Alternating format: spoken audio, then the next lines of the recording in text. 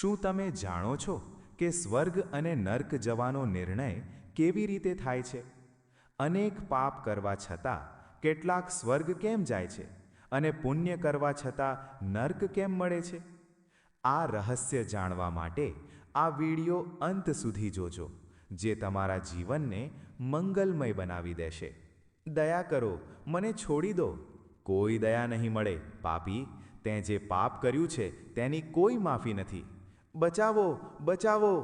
મિત્રો, સ્વર્ગ જવાનો અધિકારી કોણ અને નર્ક જવાનો અધિકારી કોણ? આ કેવી રીતે નક્કી થાય છે અને કોણ નક્કી કરે છે?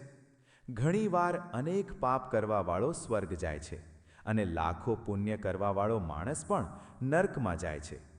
આવા ઘણા ઉદાહરણો આપણા પ્રાચીન ગ્રંથોમાં જોવા મળે છે. જ્યારે આ જ પ્રશ્ન મહારાજ યુધિષ્ઠિરે ભગવાન શ્રી કૃષ્ણને પૂછ્યો, ત્યારે ભગવાન શ્રી કૃષ્ણએ આનો ખૂબ જ સરળ ઉત્તર મહારાજ યુધિષ્ઠિરને આપ્યો હતો. આજની આ કથામાં અમે એ જ મહત્વપૂર્ણ રહસ્ય પરથી પડદો હટાવવા જઈ રહ્યા છીએ.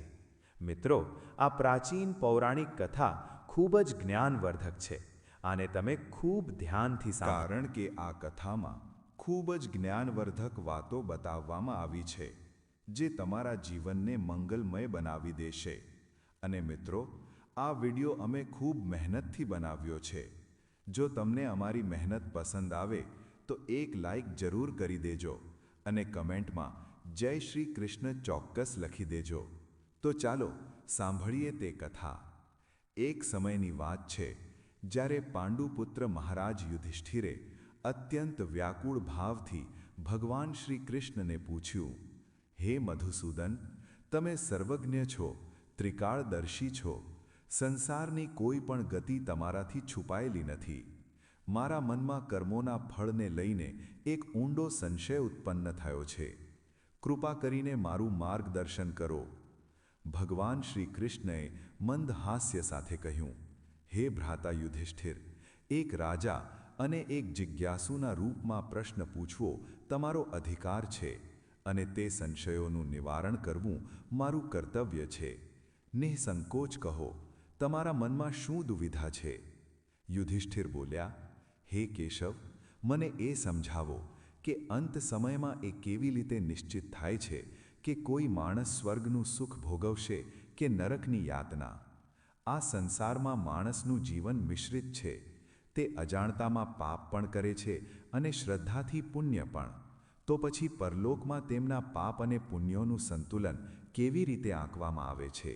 શું ત્યાં કોઈ એવું દિવ્ય તરાજવું છે જે આ સૂક્ષ્મ કર્મોને યમરાજ કયા આધાર પર અંતિમ નિર્ણય સંભળાવે છે? મહારાજ યુધિષ્ઠિરના આ જન કલ્યાણકારી પ્રશ્નને સાંભળીને ભગવાન શ્રી કૃષ્ણની આંખોમાં એક વિશેષ ચમક આવી ગઈ. તેમણે ગંભીર સ્વરમાં કહ્યું કે હે રાજન, તમે માનવતાના હિતમાં અત્યંત ઉત્તમ પ્રશ્ન કર્યો છે. કર્મોની ગતિ અત્યંત સૂક્ષ્મ અને ઊંડાણપૂર્વક છે.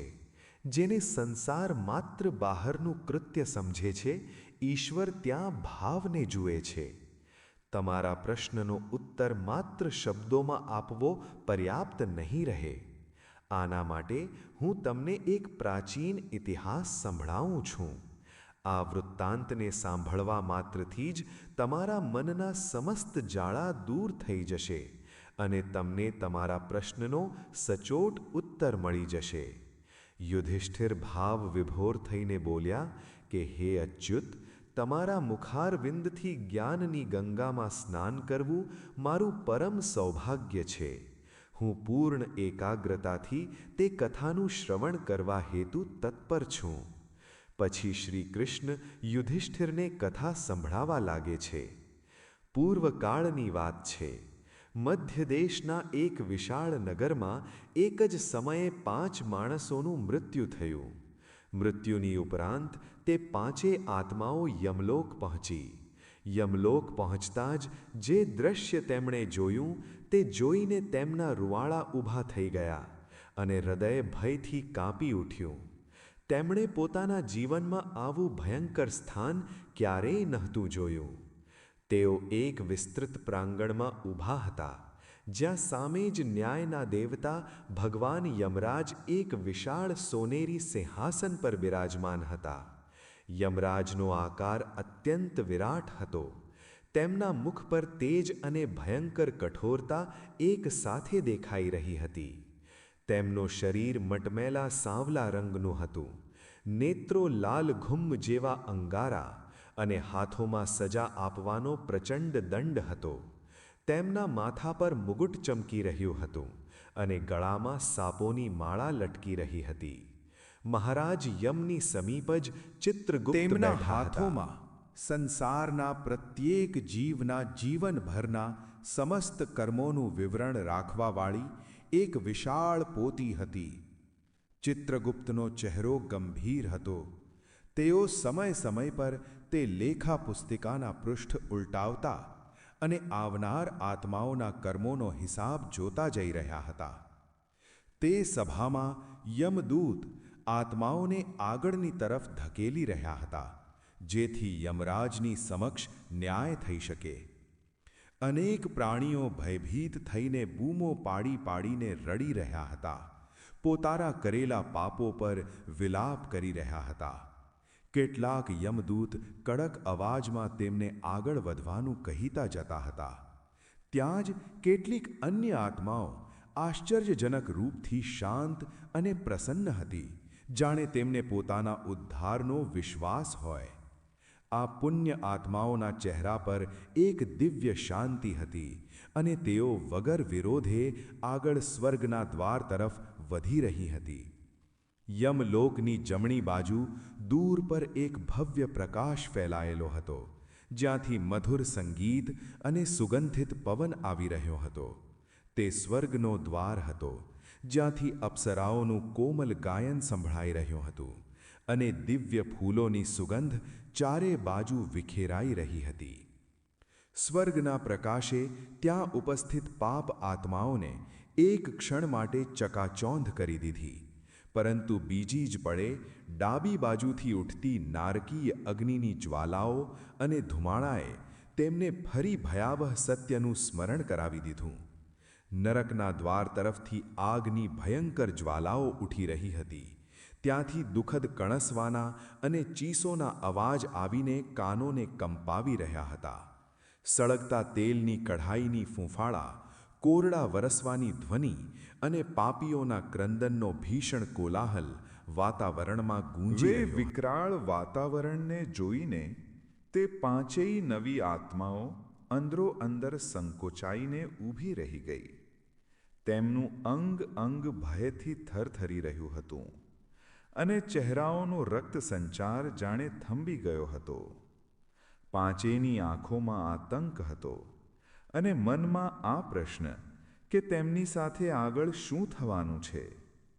થોડી ક્ષણો સુધી તેઓ સ્તબ્ધ ઊભા તે મહાભયંકર દ્રશ્યને નિહાળતા રહ્યા. અંતે તેમાંથી એકે કાંપતા અવાજમાં કહ્યું, હે પ્રભુ, આ તો અતિ ભયંકર સ્થાન છે. તેના આટલું કહેતાં જ તે પાંચેય માણસો પોતાની વ્યથા અંદરો અંદર વહેંચવા માટે પ્રેરિત થઈ ગયા. મૃત્યુ પછીની આ દારૂણ સ્થિતિમાં એકબીજાનો સાથ જ તેમના માટે એકમાત્ર આશરો હતો. તેઓ પાંચેય ધીરે ધીરે વાતચીત કરવા લાગ્યા અને પોતાના જીવનના પાપ કર્મોનો ઉલ્લેખ શરૂ થઈ ગયો. પ્રત્યેકને પોતાને કરેલા કર્મો સ્મરણ આવવા લાગ્યા અને તેમના પરિણામનો ભય સતાવવા લાગ્યો. તે પાંચેયમાંથી એક દુબળો પાતળો પુરુષ હાથ જોડીને ઢૂંસકા ભરતો બોલી પડ્યું, ભાઈઓ, મારું નામ હરિદાસ છે. મેં મારા જીવનમાં અનેકો પાપ કર્યા છે. બીજા લોકોના ઘરોમાં ચોરી કરવી મારો ધંધો હતો. જાણે કેટલાયનું ધન ચોર્યું, કેટલાયને કષ્ટ પહોંચાડ્યું અને કદાચ કેટલાક લોકોનું જીવન પણ બરબાદ કરી દીધું. હું જાણતો હતો કે હું ખૂબ ખોટા માર્ગ પર ચાલી પડ્યો છું, પણ મારી પાસે બીજો કોઈ ઉપાય નહોતો. મારા પરિવાર પાસે 2 સમયની રોટલી સુધીનો પ્રબંધ નહોતો. અમે દરિદ્રતામાં જીવી રહ્યા હતા. કોઈ મને કામ પર નહોતું રાખતું. બધા મને તિરસ્કારથી જોતા હતા. મજબૂરીમાં મેં ચોરીનો રસ્તો પકડ્યો. જેથી મારી પત્ની અને બાળકો ભૂખ્યા ના મરે. મેં અક્સર તેમના જ ઘરે અત્યંત ચોરી કરી. ધનવાન અને ઘમંડી લોકો હતા. કોઈ નિર્ધનની રોટલી ક્યારેય નથી છીનવી. પરંતુ ચોરી તો આખરે ચોરી છે. મેં અનૈતિક કામ કર્યું, ભલે કારણ કોઈ પણ રહ્યું હોય. મેં ચોરીના ધનથી પોતાના પરિવારનું પેટ ભર્યું, પણ બદલામાં મેં અગણિત માતાઓના બાળકોને રડાવ્યા. હવે અહીં યમલોકમાં આવીને મને પોતાના દરેક પાપનો બોધ થઈ રહ્યો છે. મને ઊંડો પશ્ચાતાપ છે કે મેં બીજાઓને પીડા આપી. મને ડર છે કે યમરાજ મને કઠોર દંડ આપશે. નિશ્ચિત જ મારે નરકની યાતનાઓ ભોગવવી પડશે. આ કહેતા હરિદાસ ધ્રુસકે રડી પડ્યો. હરિદાસની કરુણ ગાથા સાંભળીને બાજુમાં ઊભેલી એક યુવતીનું રુદન ફૂટી પડ્યું. તે પોતાના પાલવથી આંસુ લૂછતી, ભરાયેલા ગળેથી બોલવા લાગી. મારું નામ કમલિની છે. તમે બધા જાણતા હશો કે શાસ્ત્રોના અનુસાર તે સ્ત્રી જે અનેક પુરુષો સાથે સંબંધ બનાવે તેને ઘોર પાપની ભાગી માનવામાં આવે છે અને મર્યા પછી તેને નરકની યાતનાઓ ભોગવવી પડે છે. હું માનું છું કે મારા જીવનમાં આવું જ થયું છે, પરંતુ મેં આ પાપ સ્વેચ્છાએ નથી કર્યા. જ્યારે હું ખૂબ નાની હતી ત્યારે એક દુષ્ટ વ્યક્તિએ મને જબરજસ્તી ઉઠાવી લીધી અને વેશ્યાવૃત્તિના અંધકારમાં ધકેલી દીધી. મારા સપના તો કંઈક અલગ જ હતા. હું ઈચ્છતી હતી કે મારું જીવન પણ સન્માન અને મર્યાદા સાથે વીતે, પણ ઈશ્વરે કદાચ મારા ભાગ્યમાં શરૂઆતથી જ દુઃખ લખ્યું મારી હતું. ઈચ્છાની વિરુદ્ધ મારે વર્ષો સુધી પોતાના તન અને મનને તે ભોગી પુરુષોના હવાલે કરવા પડ્યા. મને નથી ખબર મારા આ કર્મોનું શું ફળ મળશે. મેં આ પાપમય જીવનથી બચવાનો ખૂબ પ્રયત્ન કર્યો, પણ કોઈ માર્ગ ના સૂઝ્યો. મેં ક્યારેય કોઈનું ખરાબ નથી ઈચ્છ્યું, પરંતુ પોતાના દુઃખમાં પણ મેં બીજાઓના દુઃખ વહેંચવાનો પ્રયત્ન કર્યો. જ્યારે અવસર મળ્યો, મેં બેસહારા પશુઓ અને પક્ષીઓને દાણા પાણી આપ્યા, ઘાયલ પ્રાણીઓની સેવા કરી. મને આ નાના નાના પુણ્યોથી થોડી શાંતિ મળતી હતી, પણ હું જાણું છું કે તે મારા મોટા પાપોની આગળ કંઈ જ નથી. હું મારા ભાગ્યનો સ્વીકાર કરું છું. અત્યાર સુધી 2 કથાઓ સાંભળીને સમૂહમાં ઊભેલા એક કઠોર ચહેરાવાળા પુરુષે ઊંડો શ્વાસ લીધો. ભારે મનથી તે બોલવા લાગ્યો. મારું નામ સૂર્યકેતુ છે. તમે બધાએ પોતપોતાના પાપ બતાવ્યા, પણ મને લાગે છે કે આપણા બધામાં સૌથી મોટો પાપી હું જ છું. હું એક રાજાની સેનામાં સૈનિક હતો. રાજાના આદેશ પર મારે ન જાણે કેટલાય નિર્દોષ લોકો પર અત્યાચાર કરવો પડ્યો છે. મેં અગણિત જીવ લીધા છે. અમારા રાજાનો સ્વભાવ અત્યંત ક્રૂર હતો. રાજાજ્ઞાનું ઉલ્લંઘન કરવા પર તાત્કાલિક મૃત્યુ નિશ્ચિત હતી.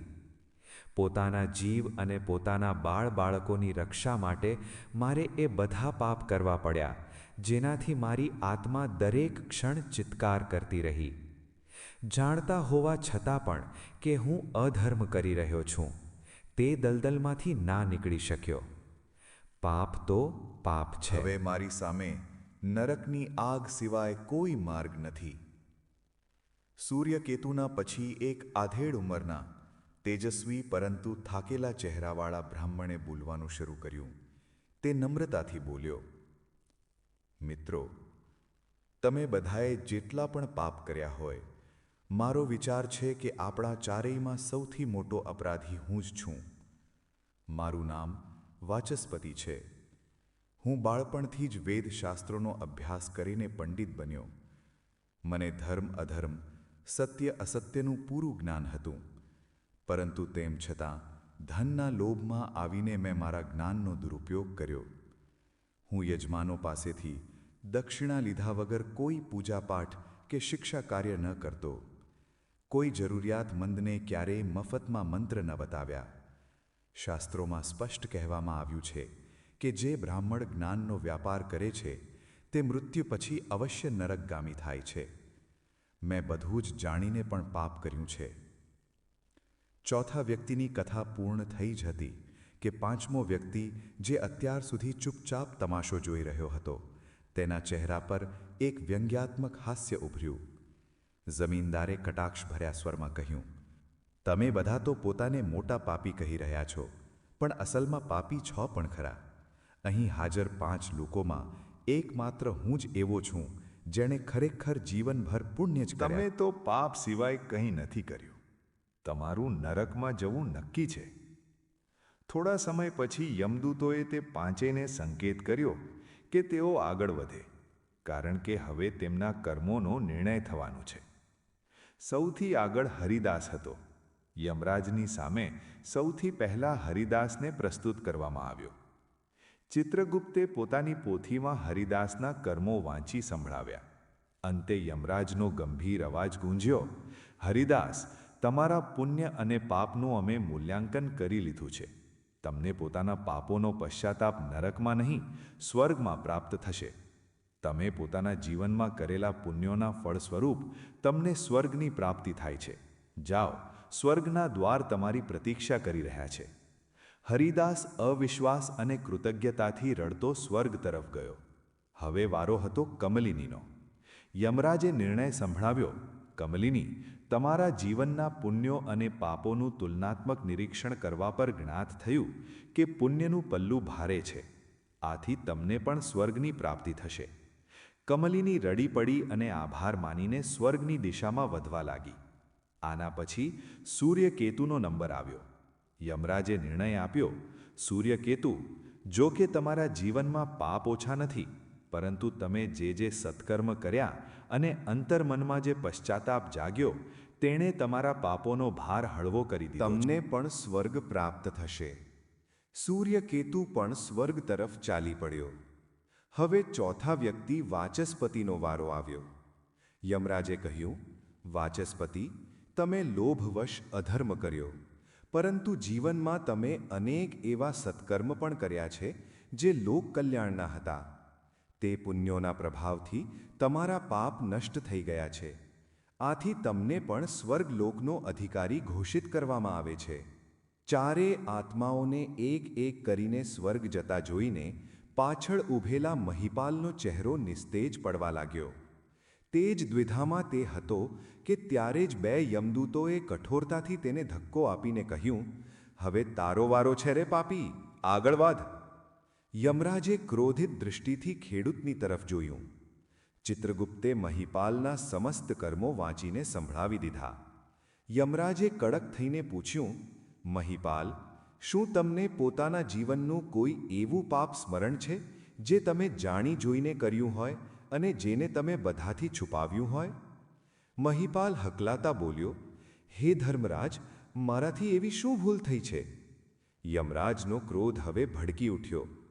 પાપી મહિપાલ, તમારા બધા પુણ્યોને નષ્ટ કરી દેવાવાળું એક મહાપાપ તમારાથી થયું છે. તમારું તે પાપ તે ચારેયના પાપોની સામે કંઈક એવું છે કે તેના રહેતા તમારું કોઈ પુણ્ય ગણના યોગ્ય નથી. તમારા તે જ પાપના કારણે તમારું પુણ્યફળ શૂન્ય થઈ ચૂક્યું છે અને તમે નરકના ભાગી થઈ ગયા છો. મહિપાલે કાંપતા હાથ જોડીને પૂછ્યું, હે ધર્મરાજ, કયું પાપ? યમરાજે ગંભીર સ્વરમાં કહ્યું, મહિપાલ, તમને ન્યાય અન્યાયનું જ્ઞાન નથી. તમે પોતાના પુણ્યોનું વર્ણન કરી રહ્યા છો, પણ એ ભૂલી રહ્યા છો કે પુણ્ય અને પાપની પરખ માત્ર સંખ્યાઓથી નથી થતી, તેમના પાછળના ભાવથી. તમે પાપી કહી રહ્યા છો, તેમના હૃદયમાં ક્યાંક ને ક્યાંક પશ્ચાતાપ, દયા અને કરુણા હતી. જ્યારે તમારા હૃદયમાં અહંકાર અને કપટ ભરેલું છે. યમરાજે ગર્જના કરતા કહ્યું, સ્મરણ છે તમને કે તમે એક અબળા વિધવા પર શું અત્યાચાર કર્યો હતો? તમે જ એક નિર્ધન નિરપરાધ વિધવા પર ચોરીનો ખોટો આરોપ લગાવ્યો હતો. તમને ખબર હતી કે તે નિર્દોષ છે, તેમ છતાં પોતાના ધનની રક્ષા માટે તમે તે બિચારીને ચોર કહી. તમે રાજાની સામે તે અબળા સ્ત્રીના ચરિત્રને એ હદે કલંકિત કર્યું કે રાજાએ તમારી વાતોને સાચી માનીને તે સ્ત્રીને મૃત્યુદંડ આપી દીધો. યાદ છે હવે તમને? મહિપાલ ધ્રુસકે રડી પડ્યો. મને ક્ષમા કરો, પણ યમરાજનું હૃદય જરા પણ ના પીગળ્યું. મહિપાલ, કોઈ નિર્દોષ પર ખોટું દોષારોપણ કરવું સૌથી મોટો અધર્મ છે. માણસ અન્ય મોટામાં મોટા પાપનો પશ્ચાતાપ કરી શકે છે, પરંતુ ખોટું લાંછન લગાવવાનો કોઈ પશ્ચાતાપ નથી. સ્ત્રી પર ખોટું કલંક લગાવવું તો હજુ પણ ઘોર પાપ છે. મનુસ્મૃતિમાં કહેવાયું છે, યત્ર નાર્યસ્તુ પૂજ્યન્તે રમંતે તત્ર દેવતા. અર્થાત જ્યાં સ્ત્રીઓનું સન્માન થાય છે ત્યાં દેવતા વાસ કરે છે. યમરાજે આદેશ આપ્યો, આ પાપીને નરક લઈ જાઓ. ભયંકર યમદૂત તેને ઢસડતા આગની તે જ્વાળાઓ તરફ લઈ ચાલ્યા. આ પ્રકારે ભગવાન શ્રી કૃષ્ણે યુધિષ્ઠિરને તે કથા સંભળાવી. કથા સાંભળ્યા પછી યુધિષ્ઠિરની આંખો ખુલી ચૂકી હતી. તેઓ બોલ્યા, પ્રભુ, આજે તમે મારા સમસ્ત સંશય દૂર કરી દીધા. સૌથી મોટો ધર્મ સત્ય અને અહિંસા છે. પ્રિય શ્રોતાઓ, આ કથાથી આપણને એ જ શિક્ષા મળે છે કે આપણે ક્યારેય પણ કોઈ પર ખોટું લાંછન ના લગાવવું જોઈએ. સત્ય જાણીને પણ અસત્યનો સાથ આપવો ઘોર પાપ છે. એટલે સદૈવ સત્યના માર્ગ પર ચાલો, સત્યની રક્ષા કરો અને દરેક જીવનું સન્માન કરો. વિશેષ કરીને નારી જાતિનું અપમાન તો ક્યારેય ના કરો. જો તમને આ કથા સારી લાગી હોય તો કૃપા કરીને આને લાઈક કરો અને નીચે કમેન્ટમાં જય શ્રી કૃષ્ણ અવશ્ય લખો. સાથે જ અમારી ચેનલને સબસ્ક્રાઇબ કરવાનું ના ભૂલો. ધન્યવાદ. જો તમને આ વિડિયો અને આ પવિત્ર કથા પસંદ આવી હોય તો કમેન્ટમાં જય શ્રી રામ લખવાનું ભૂલતા નહીં. અને આવી જ ધાર્મિક કથાઓ સાંભળવા માટે કૃષ્ણા પુરાણ ચેનલને અત્યારે જ સબસ્ક્રાઇબ કરો. જય શ્રી કૃષ્ણ. હર હર મહાદેવ.